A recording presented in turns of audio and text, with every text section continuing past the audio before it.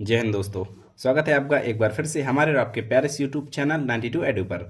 तो आज हम आपके लिए लेकर आए हैं बीएससी सेकेंड ईयर का माइनर फिजिक्स यूनिट 2 का एक और इम्पोर्टेंट टॉपिक। और ये टॉपिक है, इसमें हमें ये चीज़ प्रूव करनी है कि जे वेक्टर बाउंड का मान होता है कर्ल ऑफ एम वेक्टर। हमें ये चीज़ प्रूव करनी है और इसके लिए ये दो चित्र की ज़रूरत पड़ेगी, तो मैंने चित्र पहले से बना रखे हैं। हमें प्रूफ क्या करना है, J vector bound equal to curl of M vector. तो सबसे पहले हम इन चित्रों को समझ लेते हैं कि इन चित्रों के माध्यम से ये क्या कह रहा है। तो चित्र ए की बात करें तो इसमें हमें माना कि चुंबकित पदार्थ है, ये चुंबकित पदार्थ ये दिखाया गया है, ठीक है। और ये चुंबकित पदार्थ जेड दिशा में इसकी चुंबकन तीव्रता है, जेड दिशा ऊपर की ओर है, इस ओर इसकी चुंबकन तीव्रता है, और वाई दिशा की ओर चुंबकन तीव्रता बढ़ रही है। इस दिशा की ओर चुंबकन तीव्रता है और वाई दिशा की ओर चुंबकन तीव्रता इसकी बढ़ रही है, ठीक है। अब इसे हमने, ये पूरा देखो इतना पदार्थ है, इसे हमने छोटे छोटे भागों में डिवाइड कर लिया, चार भागों, इन छोटे छोटे चार भागों में हमने डिवाइड कर लिया। और हमने माना कि इस भाग की जो चुंबकन तीव्रता है ये नियत है, फिर यहाँ आके बदल जाती है, और फिर यहाँ से यहाँ तक नियत रहती है, फिर यहाँ आके बदल जाती है, यहाँ से यहाँ तक नियत रहती है। मतलब हर भाग की चुंबकन तीव्रता जो है वो नियत रहती है। हर एक भाग की चुंबकन तीव्रता नियत रहती है, लेकिन दूसरे भाग से अलग रहती है कुछ। जैसे यहाँ पर देखो ये एम जेड लिखा हुआ है, तो इस भाग की चुंबकन तीव्रता एम जेड वैक्टर, और इसकी एम जेड और डी एम जेड। मतलब अगर हम एक खाना आगे चले तो डी एम जेड बढ़ गई, मतलब हर खाने बाद चुंबकन तीव्रता कितनी बढ़ रही है, डी एम जेड। देखो यहाँ डी एम जेड बढ़ी, यहाँ पर 2 डी एम जेड, यहाँ पर 3 डी एम जेड, तो ऐसी बढ़ रही है। और इसे हमने, इसका छोटा भाग ये जेड है, ये एक्स है, ये वाई है, तो इसे हमने छोटे छोटे भागों में हमने डी एक्स, डी वाई और डी जेड, ये तीन भागों में हमने मान लिया है। तो अगर जो डी एम जेड मतलब जो अगला भाग है उसकी चुंबकन तीव्रता पिछले भाग की चुंबकन तीव्रता से कितनी अधिक होगी, डी एम जेड, तो डी एम जेड का कितना मान होगा। देखो, एक तो डेल एम जेड बटे डेल वाई। डेल वाई क्यों आया, क्योंकि किसके रिस्पेक्ट में बढ़ रही है चुंबकन तीव्रता, वाई के रिस्पेक्ट में। ये वाई के रिस्पेक्ट में बढ़ रही है, हमने बताया ना, जेड दिशा में चुंबकन तीव्रता है और किस दिशा में बढ़ रही है, वाई दिशा में बढ़ रही है। तो वाई के रिस्पेक्ट में डेल एम जेड का मान, एम जेड का मान बदल रहा है। ये हो गया परिवर्तन, ये परिवर्तन हो गया। अब अगर हम इसमें जो लंबाई, एक सिंगल लंबाई, क्योंकि सिंगल का सिर्फ यहाँ से यहाँ तक की डी वाई दूरी है, यहाँ से यहाँ तक की डी वाई, यहाँ से यहाँ तक की डी वाई।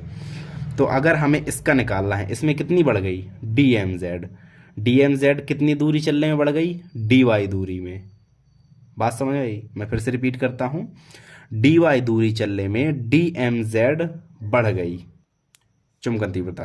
तो रेट ये है, रेट में अगर हम लंबाई का गुणा कर दें तो हमें ये मिल जाता है कि कितनी चुंबकन तीव्रता हमारी बढ़ गई। इसी प्रकार अब हम चित्र बी की तरफ देखते हैं। चित्र बी में इसमें पृष्ठीय धारा जो है, पृष्ठीय धारा का मान होता है आई बराबर एम एल, ये होता है पृष्ठीय धारा का मान। तो इसमें पृष्ठीय धारा कितनी है, इसे भी हमने चार भागों में बांट दिया है, और इसमें पृष्ठीय धारा आई है, और यहाँ पर पृष्ठीय धारा हमारी डी एल और बढ़ गई, तो आई प्लस डी एल। इसमें पृष्ठीय धारा कैसी बढ़ रही है, डी एल, और इसमें आई प्लस 2 डी एल, इसमें आई प्लस 3 डी एल, इसमें इस रूप से पृष्ठीय धारा बढ़ रही है। तो हम डी आई निकालते हैं पहले कि कितनी धारा बढ़ रही है, पृष्ठीय धारा जो है कितनी बढ़ रही है, डी आई, चूंकि होता है एम इंटू एल। यहाँ पर एम हम क्या लेंगे, देखो एक बार, यहाँ पर एम हम क्या लेंगे, डी आई हमने लिया है, तो एम लेंगे डी एम जेड, है ना, ठीक। हमने डी आई लिया है, डी आई इतने से में, डी आई बढ़ रही है तो इतने से में कितनी चुंबकन तीव्रता बढ़ रही है, डी एम जेड। तो डी एम जेड, एम की जगह हमने डी एम जेड ले लिया। अब एल, एल मीन्स लेंथ, तो डी एम जेड लिया है, इसलिए यहाँ पर डी जेड लेंगे, ठीक है। अब इसके बाद आगे डी एम जेड का मान रख दो, तो डी एम जेड का मान ये है, del M Z upon del y into d y d z, ये आ गया डी आई का मान। अब हमें एक्स दिशा के अनुदिश बद्ध धाराओं के कारण धारा घनत्व निकालना है। एक्स दिशा के अनुदिश बद्ध धारा के कारण धारा घनत्व हमें निकालना है। तो धारा घनत्व क्या होता है, जे से रूपित करते हैं, एक दिशा के अनुदिश निकालते हैं तो जे एक्स, ठीक है।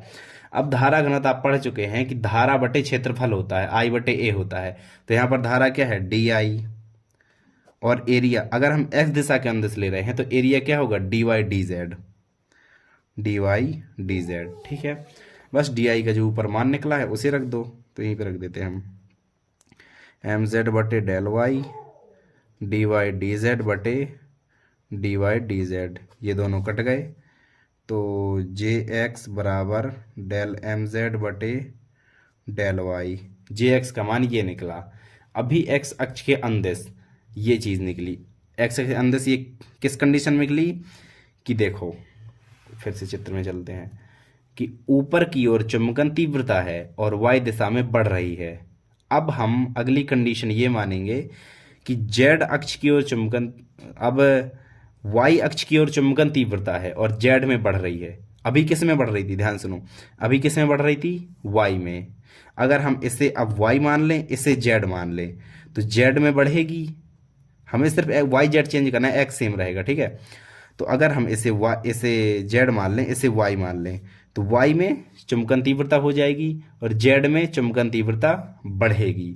अगर ये कंडीशन हो हमारी, अगर ये कंडीशन हो तो जे एक्स का मान क्या निकलेगा, इसी का नेगेटिव रूप में निकलेगा, तो माइनस डेल एम और जेड की जगह वाई निकलेगा बटे डेल जेड, ये चीज़ निकलेगी। ठीक है, इसे हटाओ, कोष्टक नहीं लगाते अभी। मतलब जो भी अभी हमने कंडीशन में जे एक्स का मान निकाला था, हमने सेम उल्टा, जैसे विपरीत करने पर, ठीक है, सेम विपरीत हमने किया और जे एक्स का मान निकाला जो कि ये होता है। ठीक है, अब घटक हम निकालते हैं, इतना बढ़ रहा है इतना घट रहा है, मतलब अगर जो चित्र बना है वैसी कंडीशन हो, उसकी उल्टी कंडीशन हो, तो ये होता है जे एक्स का मान, धारा घनत्व। तो फिर धारा घनत्व का एक्स घटक क्या होगा, जे एक्स बराबर ये माइनस ये, बिल्कुल, तो del M Z upon del Y minus del M Y upon del z, ये हो जाएगी। और इसका मान क्या होता है, देखो एक्स में हमने ये धारा घनत्व निकाला, तो इसका मान curl of M vector x घटक, एक्स कॉम्पोनेंट उसका हो जाएगा, कर्ल ऑफ एम वेक्टर का एक्स कॉम्पोनेंट हो जाएगा। तो अभी हमने निकाला है एक्स कॉम्पोनेंट, इसी प्रकार करके, अब इसी प्रकार करके हम इसका वाई कॉम्पोनेंट, अब निकालना नहीं है, मतलब अगर हम निकालेंगे तो सेम निकलेंगे, तो हम इन्हें डायरेक्ट लिख देना है, m x upon del Z minus del M Z upon del x. इसे इस तरह से भी आप समझ सकते हो, जैसे एक्स वाला घटक दिखाऊं पहले मैं, तो एक्स वाले घटक में देखो, एक्स अगर एक्स वाई जेड अगर ऐसे हम पढ़े, जेड के बाद आता है फिर एक्स, ठीक है, तो एक्स के बाद वाई नीचे है और एक्स के पहले वाला ऊपर है, इतना चीज़ ध्यान रख लो बस। जो ये है, जो भी घटक जिसका हम घटक निकाल रहे हैं, उसके पहले वाला ऊपर है और बाद वाला नीचे है। पहला बन गया, दूसरा सेम उसका उल्टा होता है। तो क्या चीज़, कि पहले वाला ऊपर होना चाहिए, बाद वाला नीचे होना चाहिए। चलिए देखते हैं, ऐसे इसमें वाई के पहले क्या आता है, एक्स, तो एक्स वाला ऊपर, वाई के बाद जेड वाला नीचे, ये लो, ये क्या बन गया, curl of M vector y. ठीक है, इसे अच्छे से लिख देता हूँ, एक minute, curl of M vector y component, ये हो गया, वाई घटक हो गया धारा घनत्व का। सेम इसी प्रकार जे जेड कॉम्पोनेंट, देखो जेड के पहले क्या आता है, वाई, डेल एम वाई, और जेड के बाद एक्स, डेल एक्स, बस सेम उल्टा करके लिख दो, del M x upon del Y बराबर curl of M vector Z. ये तीनों चीज़ हमें जे एक्स, जे वाई और जे जेड के मान, तीनों के मान हमें मिल गए। अब जो टोटल धारा घनत्व होगा उसे हम जे बाउंड से दर्शाते हैं। जे बाउंड जो टोटल होगा वो क्या होगा, आई कैप और इसका आई कॉम्पोनेंट, एक्स वाला कॉम्पोनेंट क्या है, जे एक्स है, प्लस जे कैप जे वाई है, प्लस के कैप जे जेड है, ये तीनों कंपोनेंट। बस इन तीनों कंपोनेंट को हम लिख देते हैं एक्स वाई जेड करके। तो आई कैप और एक्स वाला क्या था, सोचो कैसा था, एक्स के पहले Z upon del Y minus del M Y upon del Z plus J cap उल्टा करके लिखोगे तो del M x upon del Z minus del M Z upon del X, उल्टा नहीं वैसे लिखना है मतलब।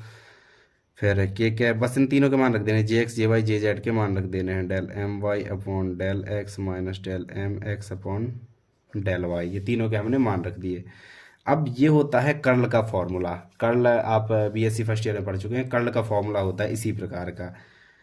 तो जे वेक्टर बाउंड बराबर हो गया कर्ल ऑफ एम वेक्टर, ये हो गया हमारा प्रूफ। तो ये वाला टॉपिक बहुत ही सिंपल और बहुत ही ज़्यादा मोस्ट टॉपिक है। तो चलिए इस वीडियो को हम यहीं पर एंड करते हैं, मिलते हैं एक और नए बढ़िया से टॉपिक के साथ। Thank you so much, bye bye.